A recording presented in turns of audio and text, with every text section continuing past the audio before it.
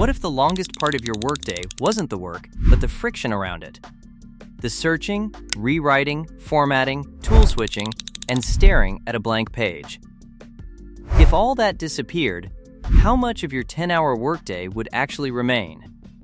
That's where AI comes in. Not as sci-fi, but as a real productivity lever. Doing 10 hours of work in 1 hour isn't about working harder. It's about removing slow, repetitive mental bottlenecks. AI doesn't replace your judgment or creativity. It replaces the drag. And this isn't hype. Research from places like MIT and real-world AI experiments show faster writing, summarizing, and drafting. While firms like McKinsey report AI has moved into everyday workflows, the real question isn't whether AI saves time, it's whether you're using it well enough to let it. Why most people fail to save time with AI.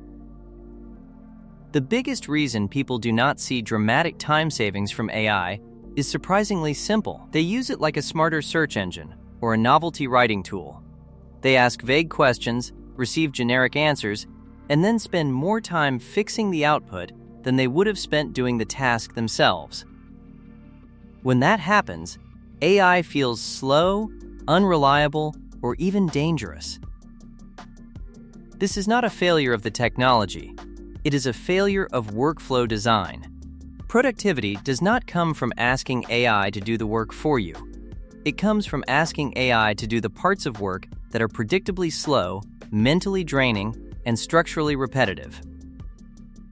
Human time is expensive not because humans are slow, but because humans are easily distracted, emotionally drained, and context-switching machines. AI, by contrast, never gets tired of restructuring a paragraph, summarizing a document, or reformatting the same idea into 5 different outputs. When people complain that AI produces shallow or meaningless content, they are often describing a phenomenon researchers and organizational psychologists now refer to as work slop. This is content that looks polished but adds no value.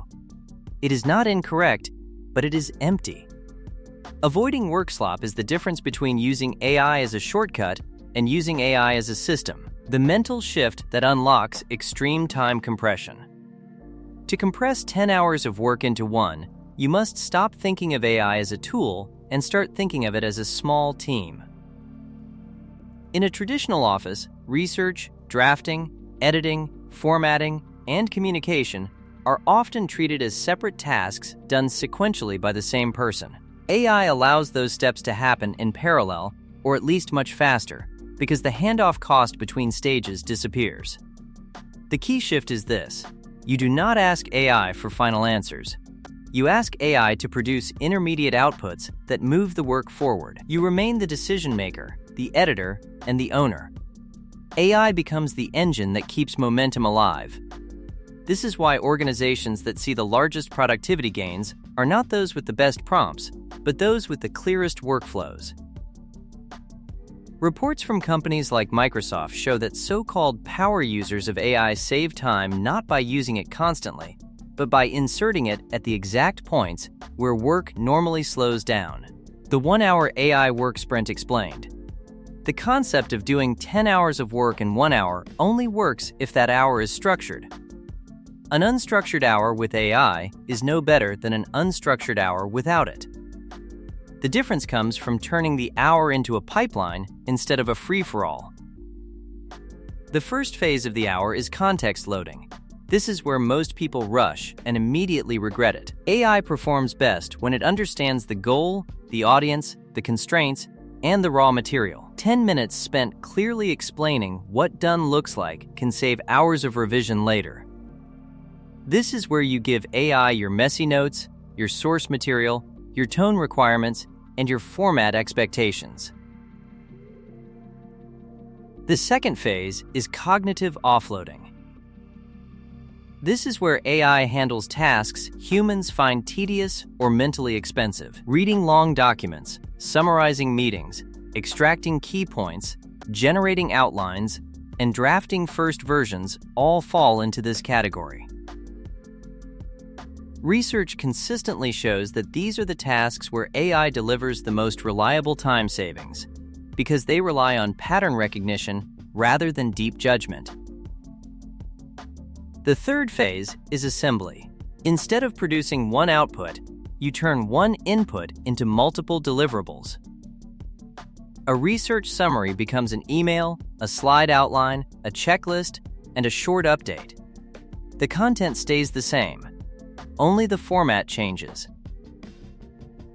This is where time savings multiply, because humans usually redo this work manually. The final phase is quality control. This step is not optional. This is where you verify facts, correct tone, remove fluff, and ensure the output actually solves the original problem. AI can accelerate production, but only humans can prevent embarrassment. Why this feels like cheating, but isn't. Many people experience an almost moral discomfort the first time AI dramatically speeds up their work. It feels like cutting corners.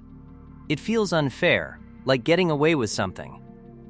For some, it even triggers guilt, as if productivity should always require visible struggle. That emotional reaction is natural, but it is also deeply misleading. We have been culturally trained to associate effort with value, even when much of that effort is wasted on friction rather than thinking. History shows this reaction repeating itself every time productivity leaps forward. Calculators did not turn mathematicians into frauds. Spell check did not make writers careless. Search engines did not destroy research skills. Each tool removed mechanical friction so humans could focus on higher-level thinking. AI follows the same pattern. It does not eliminate effort, it relocates it. Instead of draining mental energy on formatting, rewriting, and administrative glue, you invest that energy into judgment, strategy, and creative decisions. That shift is not laziness. It is leverage, and leverage has always been how progress is made, where the biggest time savings actually come from.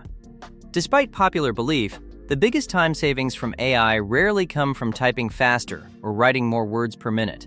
They come from eliminating repetition.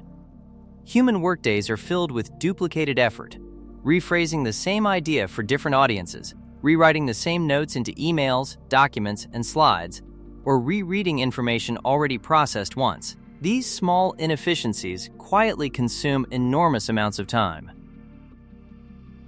AI excels at collapsing this duplication. One clear explanation can instantly become multiple formats without starting from scratch each time.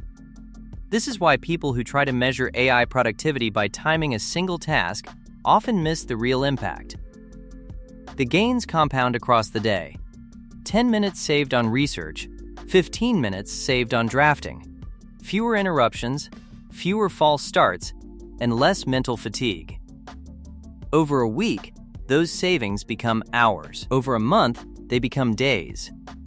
This compounding effect explains why organizations are adopting AI so quickly, not for novelty, but to reduce cycle time and friction across entire workflows. The danger of speed without direction. Speed alone is not productivity. Speed without direction is noise.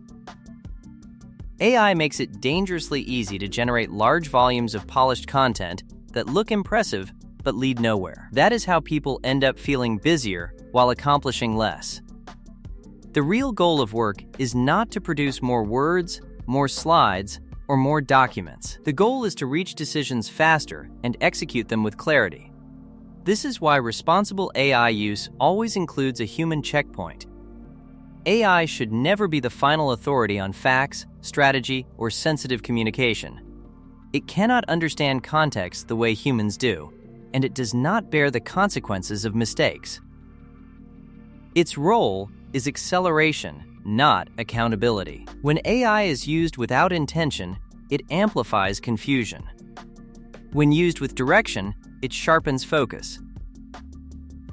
What 10 hours in 1 hour really means.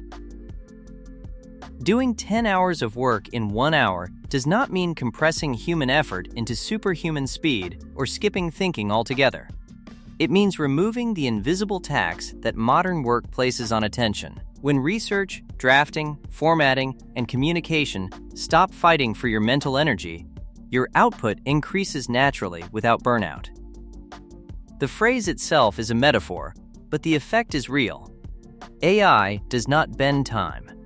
It reduces waste. By stripping away friction, it allows humans to spend their limited focus on decisions that actually matter. And when that happens, productivity stops feeling like a grind and starts feeling like momentum. And that's the real shift. AI isn't about doing less work, it's about finally doing the work that matters without drowning in friction. When the busy work disappears, your time becomes yours again. If this changed how you think about productivity and the future of work, and you want to be smarter every day, like and subscribe.